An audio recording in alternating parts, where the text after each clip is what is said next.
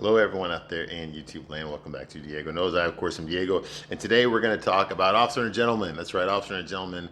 That lovely romantic movie with a great fucking soundtrack. Didn't have a great song. Oh, yeah, there's only one song.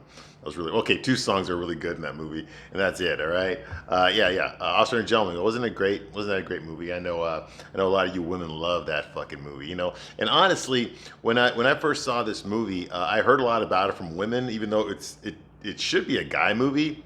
This category, I'm putting this review under two categories. Okay, number one, chick flicks for guys, because this is a guy movie. It really is. I mean, at least it was intended to be. You could tell that the story, in there, and the way it was directed, and the subject matter and all that. This was basically, supposed to warn men about what it's like to date women in the military, and kind of, and make it look good to get them to go into the military, to get them to go in the Navy. Hey, you go in the Navy, you're gonna get laid. You're gonna fuck a Deborah Winger. Women love guys in uniforms. Well, that part is true, okay. But I think it was pro-military, which you will never see today, not in 2023. But this is 1982 when this movie was made. It had a relatively unknown. I mean, Richard Gere was in the movie, but I mean, he, as far as I know, this was his most successful film of his career, percentage wise. Before this, he was like on TV shows and stuff, in low budget movies, and he was like on doing episodes of like fucking Kojak and shit. All right, so he was not a big name. Okay, Deborah Winger was a little bit of a bigger name. She'd done Urban Cowboy, and she'd done what else? She'd been on the Wonder Woman TV show. She was on the Wonder Woman TV show and stuff, So she was just a little bit bigger name, okay. And Louis Gossett Jr. had already been around for a while. All right. So this movie really launched his career. But I think what they were trying to do is they were trying to make a military movie for men to watch. I mean, Zach Mayo is the main character. Okay, we see the world through his eyes, through his point of view. Okay, and Deborah Winger's character, Paula the Polak, because I can't pronounce her last name. She's basically, I want to say maybe in 40% of the movie, 30 to 40% of the movie deals with her. Okay, but I think what people discovered when the movie came out, and maybe it was the intention of the marketers of this movie, maybe not the filmmakers, but the marketers of this movie, is that the women that watched this movie related more to Paula than they did to Zach. Okay, as a matter of fact, I think that once the word of mouth got around, that this is basically a love story about not about a naval cadet who falls in love with a local factory girl, but it was a love story about a local factory girl that falls in love with a naval cadet. I think that's what it ended up being. That's definitely what women got out of it. I don't think women gave two shits about Zach Mayo and his struggles and his fucking mommy and daddy issues, okay? They gave more of a shit about Paula, about Deborah Winger's character, what her life was like, what she was trying to do, how she was investing so much into this guy, but for legitimate reasons, okay? For honorable reasons. She wasn't, but even with that, she is tempted to fucking lie to him to get him to stay. So all these things are happening, And I think women related more to Deborah Winger than they did to Richard Gere, okay? And I think that's what made the movie a success, is a hell of a lot more women went to go see it than men went to go see it, okay? And I don't know if they did that on purpose, but that's definitely how it turned out. I do know that Richard Gere did not enjoy making this movie.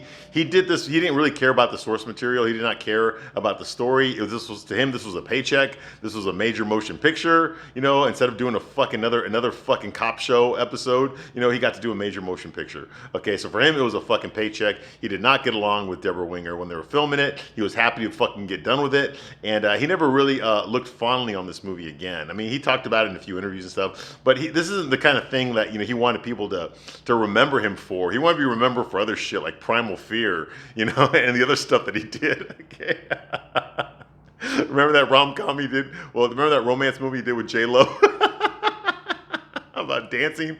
I mean, that's what he wanted to be remembered for. He didn't really want to be remembered for this shit. But hey, you can't always predict how your career is going to turn out. All right. So that was that. Okay. But so not a lot of guys actually saw this movie, but a lot of women did. And that's what made this movie such a success. They related so much to the character of Paula. Me personally, having been in the military, there's a lot of fucking Paulas out there. There's a lot of Paulas and Lynnettes out there.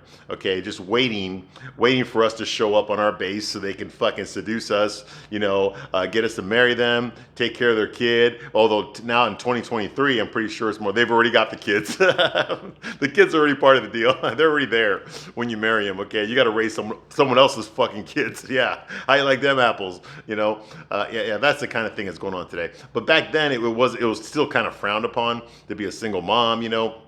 You didn't really want to do that. And there was no excuse. I mean, birth control had already been around for fucking 20 years by this time, almost 20 years, you know? So, yeah, it's just, you know, whatever. Okay, I'm not going to try to get too political here, okay? But it was a different era, okay? It was very pro-America back then. Reagan was in charge, you know, and a lot of people, he might not have been the best president, okay? But God damn it, he was respected by the whole fucking world, okay? They were afraid of him. Yes, I know he worked for the corporations. Yes, I know he was just a puppet for the fucking, all the corporations that were in charge, that were really running the country back then. But God damn it, at least he was respected by the fucking, the other kind. I mean, Russia was not going to fuck with us as long as Reagan was there. Okay, can you imagine if Jimmy Carter had gotten reelected? Oh my God, dude, we'd all be speaking Russian right now. But anyway, the point is that this movie came out during a specific time in the United States when everything was pro-America. You know, there was a lot of military movies coming out around this time. I mentioned a lot of them, like Stripes and Private Benjamin and Heartbreak Ridge and Full Metal Jacket. You know, there were so many pro-fucking military movies coming out at that time. You know, and this was just one of them. But this one dealt more with the romance, and it was a little bit more realistic as far as the character. Zach Mayo is a very flawed human being. He is the main character, but he's got a lot of issues. He's got a lot of problems.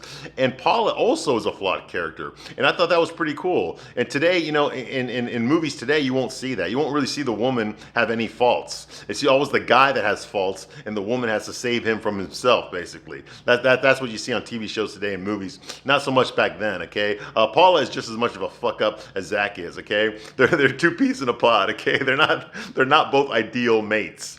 Okay, yeah, but they discover that. Okay, the fact that they're aware of it, you know, and the fact that they work through their own insecurities and their own defects of character is what kind of like makes them work as a couple. Their chemistry is fucking electric. My God, these guys really you really believe they could be a couple. Although personally, I think Richard Gere could probably do better. Okay, just as far as looks wise, I don't know. But I will say Deborah Whitmer is sexy as fuck in this movie. She really is. Not the sexiest I've ever seen her. She looked really sexy in that Wonder Girl outfit from the Wonder Woman TV show. look it up. She looked really good in that. But of course, she's like 19 in that. And then she looked really good in Urban Cowboy. Look at her when she does the fucking the Bronco. Okay, when she's doing the fucking the Electric Horseman, whatever thing, you know. I'm not a redneck. I don't fucking know. Okay, but you know what I'm talking about. Where you ride the bull, the electrical bull, yeah, mechanical bull, yeah. Look at her when she does that. That's some sexy ass shit. My God. Okay, so she's a fucking good looking girl. All right, but yeah, so you can believe their chemistry. Okay, it is a very passionate love affair that they have here, and it's kind of realistic. When it's not realistic, I'll point it out. Okay, because I was in the military. I know a little bit about military romances. Okay, I've pretty much done it all. Okay, as far as that goes. All right, so there's a couple things I could teach you all for those of you that are thinking about joining the military. If you think it's going to get you laid, it will, but it won't also, okay? Don't expect too much is what I'm trying to say, okay? So yeah, that's what I'm going to do here. I'm going to give you straight man's point of view. That's a point of view you never got when you watch this fucking movie with your girlfriends and your mom and your grandma, because it's an older movie, you know? Yeah, I'm going to give you a straight man's point. I'm going to tell you the fucking truth. I got nothing to gain by lying to you, okay? The real question you need to ask yourself is, can you handle it? Can you handle the truth? Because I don't think you can. In fact, I know you can't, all right? That's why you can't handle this video. Because I'm going to tell you what you don't want to hear. You want to live in fucking lollipop land, okay? And fucking sunshines and rainbows. And you want to eat your fucking Skittles. Because you think that this shit's going to fucking happen to you. Get the fuck, I ain't going to fucking happen to you. It ain't going to fucking happen to you, okay? This is bullshit. I know, I've been there. I know what it's like. I'm not saying it's all bad. It's not. It's all good. This is great stuff. Great relationships I had in the military. Don't get me wrong. Okay? But it ain't like fucking this. Okay? Although this is one of the better versions that I've seen.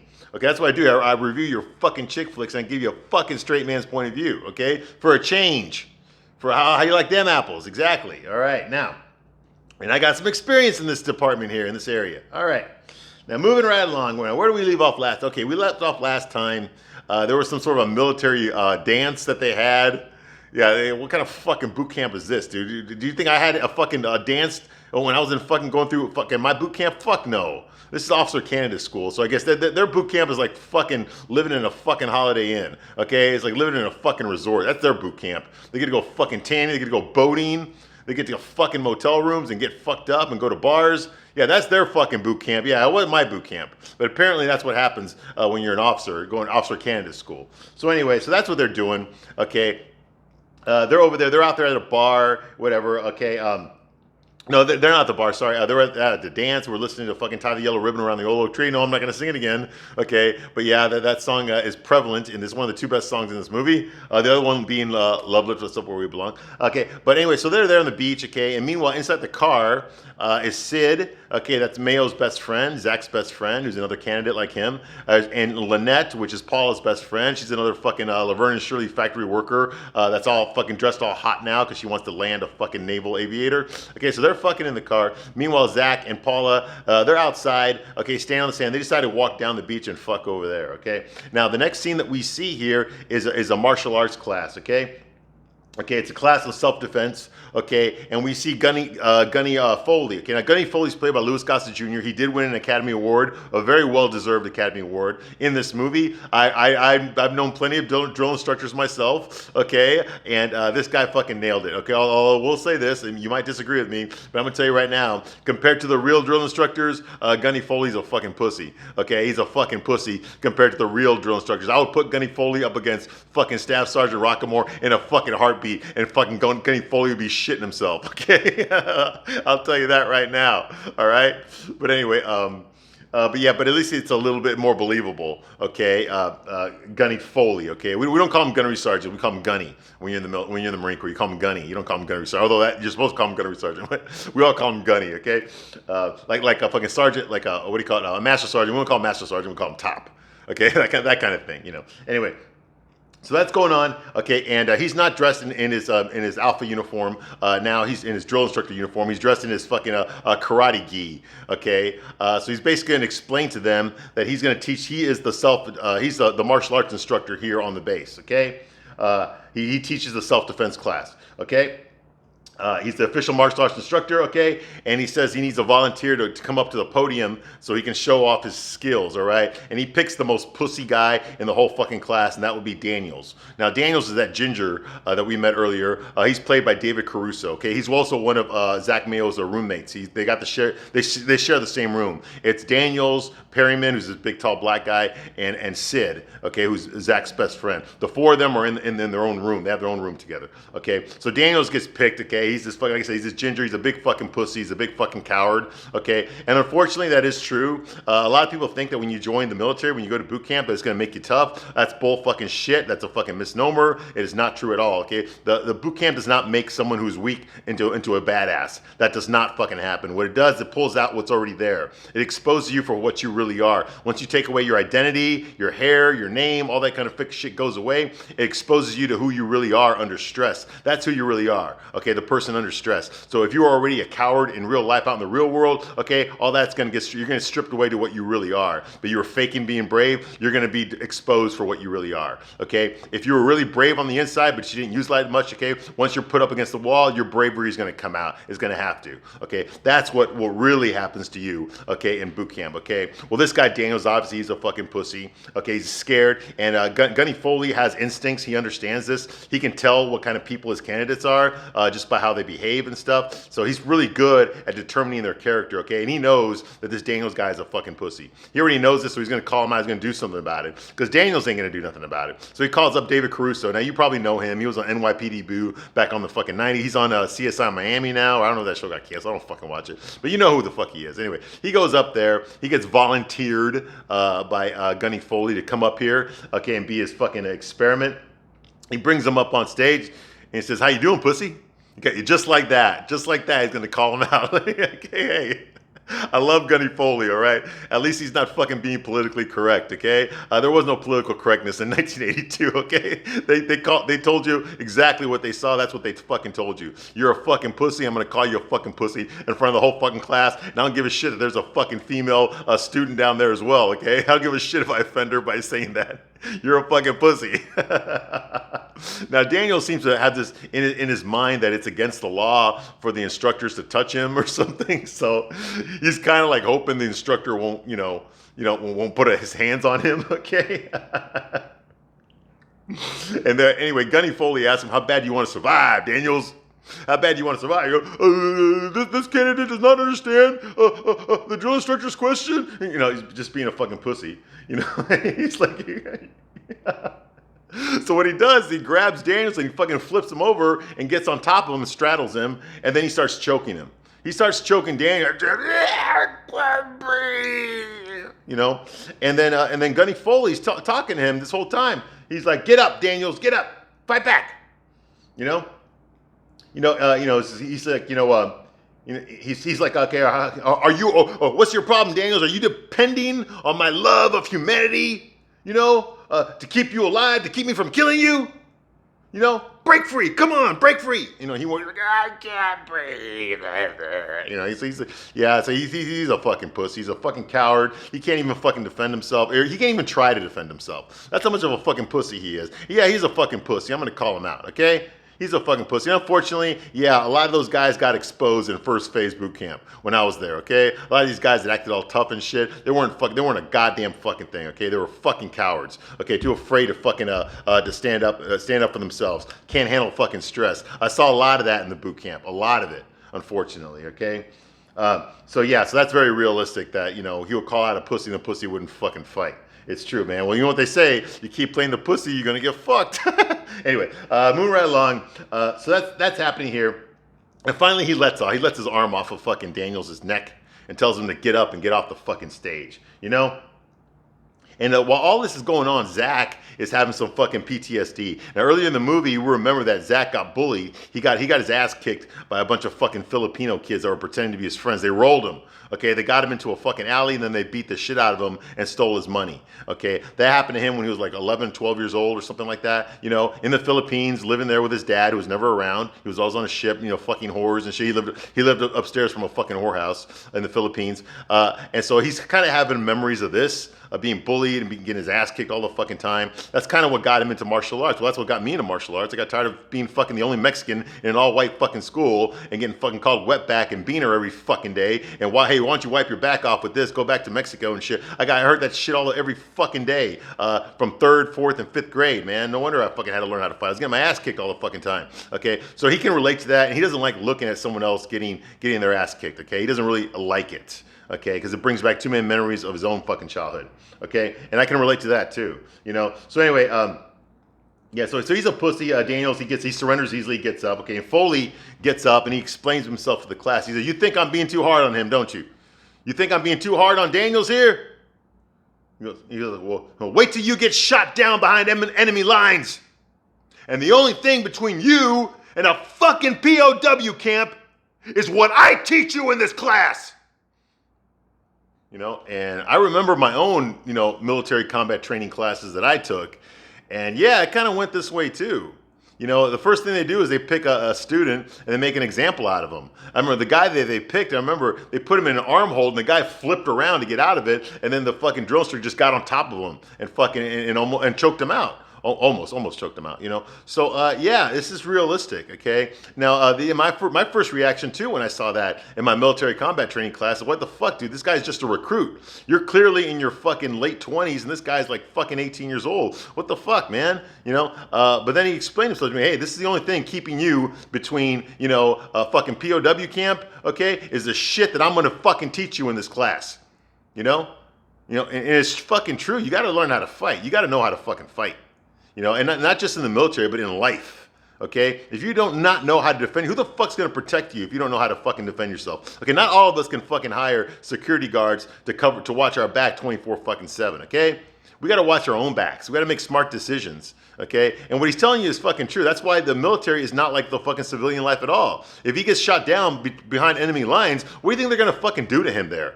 You think they're going to fucking be nice to him? They're going to give him 3 square meals a day and put him in an air-conditioned room? Are you out of your fucking mind? They're going to fucking torture him to fucking death. That's exactly what they're going to fucking do. So to prevent that from happening, you know, you might want to know how to fight. Okay? Exactly. Okay? So, So he tells him that, and after he makes that little speech, he shows off his skills. He starts doing his fucking jumps and his kicks and his fucking karate chops and all that kind of bullshit. Hey, karate's great for beginners. My son takes karate. I got him in karate class. Okay, but when he's going to learn MMA as he gets older. That's the real. I took kickboxing myself. Okay, kickboxing is fun. It looks great in the movies, just like karate does. But in real life, dude, people don't fight standing up. Okay, they fight on the ground. That's where the real fights are won, on the ground. All right. Anyway. Yeah, okay, anyway, so later on, we're at a bar, okay? We're at a fucking little redneck bar in town, okay? You've got Zach there in his white uniform, his Top Gun uniform, okay? And Sid, they're there, they're drinking beer, okay? And they're waiting for the girls to show up. Now, Sid's actually scared. He's not sure if the girls are gonna show up, because remember, yeah, he fucked them, or they both fucked the girls. That doesn't mean they're gonna get to fuck them again, that they're just gonna show up again. It doesn't mean, and that's true. You don't ever expect that you're just gonna see them again after you've had a one night stand, okay? And you can't. I mean, even me, personally, I thought like, okay, I slept with this girl, now I'm gonna see her again, and no, I never saw her again. Oh shit, man, what the fuck? I just picked up another girl. What else was I gonna do? So he's scared. He's scared the girls are not gonna show up, okay? And Zach tells me, don't worry about it, man. You're a catch, okay? Look at you, man. You're a fucking. He says, you're a rich socialite okie, okay? And says like, I'm not rich. I'm not that rich. He's like, well, your dad was a Navy officer, right? He's like, yeah, but that doesn't mean I was rich. He's like, okay, well, of course, man, you got everything. You got everything going for you, man. My dad wasn't a fucking officer, My dad was a piece of shit. Well, he didn't say that, but he kind of implies it. He implies it, all right? And he tells Sid, they kind of bond right now. And he tells Sid, hey, listen, I spent 6 years of my life living upstairs from a fucking the raunchiest fucking Filipino whorehouse, okay, in PI, all right, from one of the raunchiest whorehouses in the Philippines, okay. And Sid's like, what? You grew up in a whorehouse? He's like, yeah. He's like, hey, park here. One, number one. Fucky. Long time, short time, $10. Cheap, $10. So he basically does the me so horny thing from fucking Full Metal Jacket, right? Well, Sid is like excited. Oh my God, you grew up in a whorehouse. He's jealous. I'd be jealous too, motherfucker. God damn it. If I was having sex with hot ass fucking Filipino girls since the age of 11, hell yeah, I'm fucking jealous. God damn. What kind of boys get an experience like that? Shit. Anyway, but yeah. So Sid, you can tell Sid's kind of envious here that Zach has all this fucking experience. He grew up in a fucking whorehouse. Well, yeah, of course. Okay. Anyway, so he does that little racist fucking Filipino fucking voice. Okay. And then finally the girls arrive. Now, at this moment, I took a look at the bar around, and it's a sausage party. Okay. It's nothing but civilian guys, civilian dudes in this fucking bar. Okay. Zach and Sid are the only Navy guys that are in there. And then when Paula and Lynette walk in looking all fucking hot in their summer dresses, they're the only women in there. So, of course, all the men there, all the civilian men look, okay? And they're pissed off. Okay, of course they're pissed off. And this is true. Let me tell you something, guys. You don't want to be a fucking civilian man growing up in a town next to a military base, okay? Because the girls always go after the military guys, okay? The civilian guys don't get shit. They don't get a goddamn fucking thing, okay? That's why they hate us so much. The only thing they can do is they know that because we're military and they're civilian, they can talk shit to us and nothing's gonna happen, okay? They can go up to a fucking admiral and say, fuck you, some redneck guy that works at a tattoo parlor, he can go up to a fucking colonel and say, fuck you, faggot. He can do that. He can do that because there's nothing the colonel can do to him. He's a fucking civilian. You see what I mean? He can do that. Okay, now in the military, okay, you know what would happen to me if I went up to a colonel? Me as a sergeant, if I went up to a colonel and called him that, you know what would happen to me? Yeah, I'd spend the rest of my fucking military career in the fucking brig. Okay, that's what would happen to me, okay? But they're aware of this. So they feel they can talk shit to us because they know there's nothing we can do to them. They don't fall under the Uniform Code of Military Justice, okay? So they fucking hate us, okay? Also, they can get into a fight. Now for us, as a military guy, they call it a double whammy if we do something wrong. Okay, so if I leave the base and I go out to a bar out in town and I get into a fight, okay, and I get arrested, okay, I have to do my time over there in the civilian jail. And then once I'm done there, they send me back to base, and then I go to jail again in the military base. Okay, that goes for DWIs, that goes for fucking assault, battery, anything, fucking shoplifting, anything you've done. You go to jail twice in the civilian world, and then they get you again in the fucking military world. Okay, yeah, that's how it works. All right, so they know that we can't risk that. So they'll fucking push it. They know that we have to fucking walk away and give up. Otherwise, we'll get a double whammy. They only do one term in jail. We have to do two. Okay, and they know that as well. So they'll push our buttons. They'll call us names. So the best thing that we can do when we're in that situation is we never go by ourselves like these idiots are doing here. It's just the two of them there. Okay, you always go with a group. You go with a group of guys, okay? That way you have your own gang there. So if anyone tries to fuck with you, they got to fuck with all of you. You see, and most guys aren't going to do that, all right? That's how you do. That's how we did it. Okay, so you never want to go by yourself, especially not in your fucking uniform. We weren't allowed to go in the civilian world in that uniform, okay? I don't know what the fuck these guys are doing, how they're allowed to do that. They must be on base or something, but I have no idea why they're wearing that uniform in a civilian world, because we weren't allowed to do that, okay? But anyway, so you never want to go out there by yourself or just two of you. You always want to go out there with a fucking group. Go with a fucking group of guys, okay? Make your own little gang there. They're not going to fuck with a gang, but they will fuck with you individually, all right? But yeah, they hate us because we fuck all their women. We do. The girls go after us. They don't go after them. Yeah, and they hate us for that. They legitimately hate us for that, okay? So now you know. Okay, it is a danger that you have to look out for. Okay, now like I said, the local guys, they don't like the Navy guys being in there. Okay, Zach and Sid, once the girls arrive, they talk. They both kiss each other's girls and shit, and they decide, what do we want to do? You want to hang out here? You know, and Sid's like, I got an idea. Let's just go. Let's get a motel, and then let's get a bottle in a motel. You know, and they're like, I like that idea. So they decide to get up and leave. Okay, while they're walking towards the door, one of the civilian guys takes out his pool cue and he stops Zach. He calls them warmongers. Okay, yeah, he calls him a warmonger, you know, and they start talking shit to him. Now, Zach's doing the right thing here. He's like, okay, whatever, buddy, you know, and he walks away. Okay, he walks away from it, which is what you're supposed to do. Okay, so kudos to him for that. Unfortunately, once they make it outside to the parking lot and they're walking towards Lynette's car, the guys follow them out there. They follow him out there and they start talking shit to him again. To Zach for some reason. Not to Sid, but to Zach for some reason. Okay, he confronts him outside. You know, and he gives them some shit. He says like, hey, you know, what is up with you guys? You rich college boys, you know, you walk around this place like you own the fucking place. You know, you're walking all around here like you own the place, you know. And Zach tells him, you know, he's like, hey, listen, you know, hey, I don't want to fight you. Do you understand? I do not want to fight you. Okay? Why don't you just go back inside and cool off? And he starts walking away, right? Well, when he walks away, the guy's like, I ain't done talking to you yet, and he fucking hits him in the back of the head and knocks over his cover, his hat. Okay, his Navy hat. Okay, he's got to wear a cover outside. You can take it off inside, but you got to wear it outside. He knocks it off his head. Well, when he turns around, he fucking gets the elbow. He gets the people's elbow right to the fucking face. Then he gets fucking punched in the face, and then he does a fucking kick. All right? Now, you could tell a stunt double did the fucking kick because Richard Gere could not do a fucking roundhouse to save his life. All right? Because they cut to the scene right before you saw the kick, all right?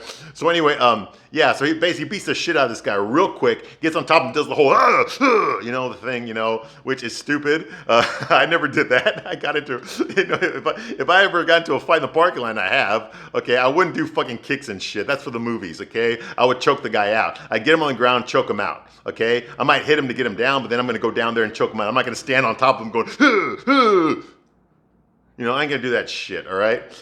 Anyway, and the fact that nobody else jumped in, once they saw this Navy guy beating the shit out of their friend, nobody jumped in to help their friend. Okay, they do outnumber. It's only him and Sid, okay? There's a whole crowd of people here. They could easily beat the shit out of the two of these guys, all right? Realistically, that's what would have happened, okay? But no, for some reason, the other guys don't do anything. They just stand there. You know, and they call him like faggot and stuff, you know, and shit, you know, when he's walking away, when they're walking to their car, but nobody gets up there and avenges their friend that just went down, okay? Because he broke the guy's nose. That's what they say, you broke his nose, you know? So anyway, now Zach is all fucking pissed off. He's not having it now. His mood just went to shit, okay? He's angry, you know, he's cursing inside, you know, he's being disrespectful to Paula, you know, he's just being a big fucking asshole now, all right? So they get in the car, and like I said, he's pissed off. He's pissed off. And the crowd there, the civilians are calling him asshole. They're calling him a faggot. Well, which one is it, asshole or faggot, okay? And this faggot's the guy that just beat the shit out of your friend. So what does that make him? Exactly. All right. Anyway, yes, I have gotten into fights like this before with civilians. Not too many times because, like I said, I played it smart. I had my, when your friends are there, when you've got a gang of Marines there, the group of bullies is not going to fuck with you, okay? You can do a fair fight.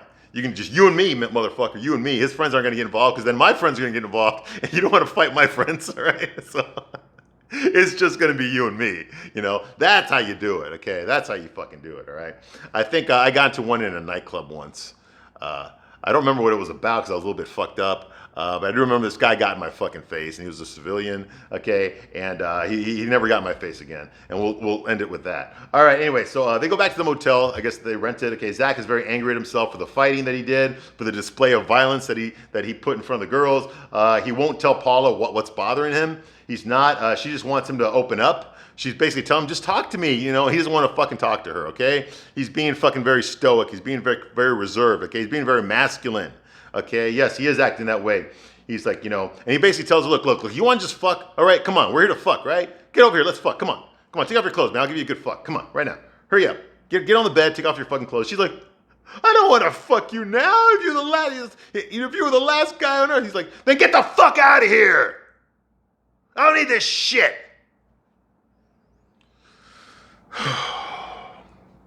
Can I condemn him for this behavior? I would have to condemn myself. I have been this way before. Okay, like I said this in another video. I completely 150% understand Zach Mayo. I know exactly who this guy is and why he's acting this way. I've done this myself. I'm not proud of it, but I have. Okay, I have acted this way to women before.